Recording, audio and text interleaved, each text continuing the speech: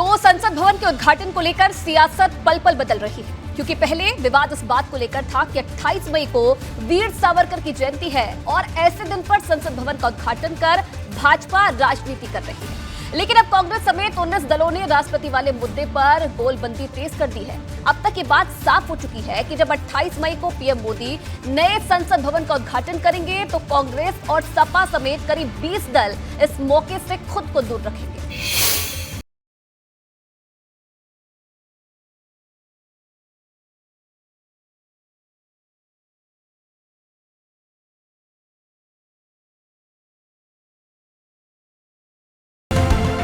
PM Modi ने 10 दिसंबर 2020 को जिस नए संसद भवन का शिलान्यास किया था, उसका 28 मई को उद्घाटन होने जा रहा है। लेकिन उद्घाटन कौन करेगा, इसे लेकर सियासत में तलवारें खिंच गई हैं। वैसे तो 28 मई को पीएम मोदी ही इस नए संसद भवन का उद्घाटन करेंगे, लेकिन विपक्ष इस बात पर आग बबूला है कि संसद भवन की नई बिल्डिंग का उद्घाटन राष्ट्रपति के हाथों क्यों नहीं करवाया जा रहा। इसकी मांग सबसे पहले राहुल गांधी ने की थी। उन्होंने 21 मई को ही ट्वीट किया था, जिसमें लिखा, नए संसद भवन का उद्घाटन राष्ट्रपति जी को ही करना चाहिए, प्रधानमंत्री को नहीं। उपराष्ट्रपति चलिए छोड़िए, उनको सभापति हैं वो राज्यसभा के, उनको आप डायस पे भी नहीं बैठने दे रहे हो, मंच पे भी नहीं आने दे रहे हो। ये संविधान का अपमान हो रहा है। अमित जी समझाइए अपने प्रधानमंत्री जी को, तारीख बदल दें। अरे रखनी है तो एक दिन पहले पंडित जवाहरलाल नेहरू की पुण्यतिथि है, उस दिन रख दें। अंबेडकर जी, महात्मा गांधी, सरदार पटेल, किसी एक की रख दें। राहुल ने जिस सवाल को खड़ा किया उसे शुरुआत में तो कई लोगों ने नजरअंदाज किया, लेकिन 24 मई को अचानक 19 दलों की संयुक्त चिट्ठी जारी हो गई, जिसमें नए संसद भवन की बिल्डिंग का उद्घाटन पीएम मोदी के हाथों होने पर आपत्ति जताई गई। इस चिट्ठी में लिखा गया, नए संसद भवन के उद्घाटन के अवसर पर राष्ट्रपति द्रौपदी मुर्मू जी को पूरी तरह से दरकिनार करना न केवल महामहिम का अपमान है, बल्कि लोकतंत्र पर सीधा हमला भी है। जब लोकतंत्र की आत्मा को ही संसद से निष्कासित कर दिया गया है, तो हमें नई इमारत में कोई मूल्य नहीं दिखता। हम नए संसद भवन के उद्घाटन का बहिष्कार करने के अपने सामूहिक निर्णय की घोषणा करते हैं। प्रधानमंत्री जी की अपनी चॉइस है, कहाँ सुनते हैं लोगों की। अंततः सारे विपक्ष ने यह निर्णय लिया कि एक संदेश दिया जाए, ताकि आज से 20 बरस बाद, 25 बरस बाद, 50 बरस बाद जब ये इस दौर का इतिहास लिखा जाएगा, तो ये लोग इस बात की तस्दीक करेंगे कि विपक्ष के कई अधिकांश दलों ने, बल्कि कई क्यों अधिकांश दलों ने इस बात के पक्ष में अपनी राय रखी कि संविधान सर्वोपरि होता है। वो 28 तारीख को इसका उद्घाटन करेंगे, ये तिथि भी उन्होंने खुद तय करके अपने आप घोषणा कर दी। बहुत अच्छा होता कि अगर आज़ादी के जो 75 वर्ष हैं, अमृतकाल है, उसमें दलित, महिला, आदिवासी राष्ट्रपति के द्वारा कराते और खूबसूरत होता। यानी 19 दलों के संयुक्त विपक्ष ने इस मामले को राष्ट्रपति के अपमान से जोड़ दिया है।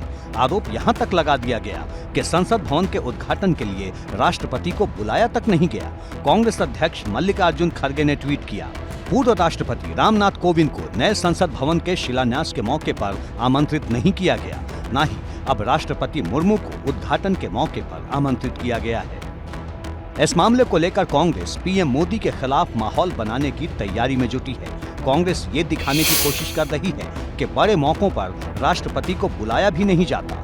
राहुल गांधी ने चुभने वाला ट्वीट किया, राष्ट्रपति से संसद का उद्घाटन न करवाना और न ही उन्हें समारोह में बुलाना, ये देश के सर्वोच्च संवैधानिक पद का अपमान है। संसद अहंकार की ईंटों से नहीं, संवैधानिक मूल्यों से बनती है। राहुल गांधी ने मोदी सरकार पर चुभने वाले शब्द लिखने शुरू किए तो पूरी कांग्रेस मैदान में उतर आई। जयराम रमेश ने ट्विटर पर लिखा, संसद में लोकतंत्र की शहनाई बजनी चाहिए, लेकिन जब से स्वघोषित विश्व गुरु पधारे हैं, एक तंत्र की तोप चलाई जा रही है। इमारत नहीं, नीयत बदलो। अनेक पार्टियों ने इसका बहिष्कार किया है कार्यक्रम का, क्योंकि जिस प्रकार राष्ट्रपति जी की उपेक्षा की गई है, राष्ट्रपति जी को केवल राजनीतिक रैलियों में नाम लेके और आदिवासी समाज को आगे बढ़ाने का एक प्रतीक के रूप में प्रोजेक्ट किया जाना, ये अत्यंत दुर्भाग्यपूर्ण है। कार्यक्रम का बायकॉट करने के लिए जो चिट्ठी लिखी गई उसमें 19 दलों का जिक्र है।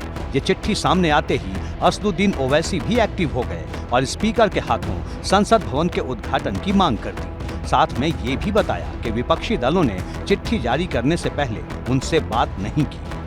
हम कह रहे हैं कि स्पीकर कस्टोडियन है लोकसभा का और स्पीकर को करना चाहिए। हम देश के वजीर आजम से, प्रधानमंत्री से ये डिमांड करते हैं कि आप पीछे हट जाइए।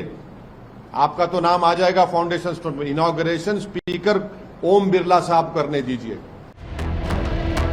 एक तरफ विपक्ष लामबंद होकर खड़ा हो गया है तो दूसरी तरफ भाजपा का कहना है कि विपक्ष सिर्फ विरोध की राजनीति कर रहा है।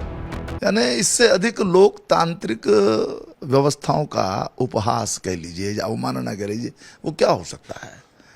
एक देश का नया संसद भवन देश को प्रदान किया जा रहा है, जिसकी आवश्यकता बहुत वर्षों से अनुभव की जा रही थी।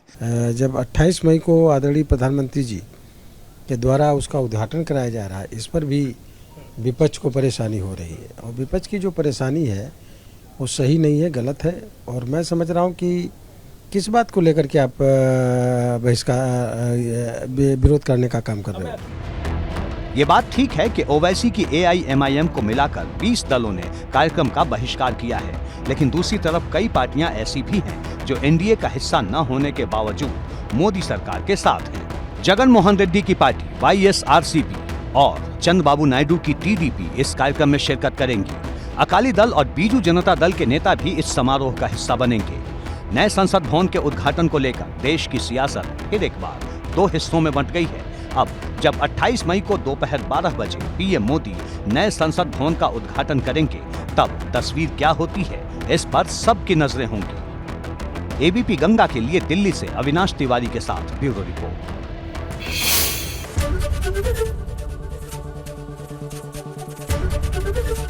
ABP गंगा, खबर आपकी, जुबान आपकी।